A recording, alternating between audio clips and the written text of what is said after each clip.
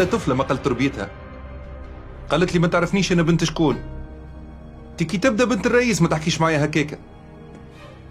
على كل حال أنا والله لتوا مازلت نغزل ويديا تراش. المهبولة كسرت لي الجيتارة متاعي اللي نموت عليها. مش وقته تو نحكيو من بعد. تي بالطبيعة تو نجي العشية. هاي نخليك. باي باي. عسلام. تفضل. انت هو رضا؟ اي انا رضا. انت كيفاش تهز يدك على بنتي وتضربها؟ بنتك؟ اي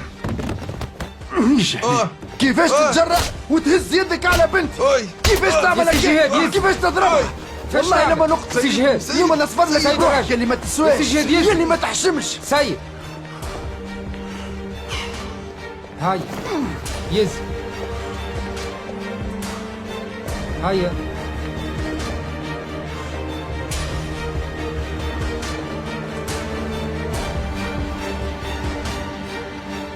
توجع فيك؟ بالطبيعة توجع. ملا مهبول ضارب في مخه. خلينا نفضحوه ونعملوا جروب على الفيسبوك باش ما عاد يمشي له حد، وكان لازم نعملوا له بويكوت للحانوت نتاعو. تيزي بلاد خلويل شيماء، وعليه باش نضيع وقتي معاه؟ اكيد راهو بابا عمل اللازم، اخطاك منه. سوار عزيزتي شد اشرب يا روحي. باهي اسم الله عليك يا روحي. اي شد اشربي عايشك.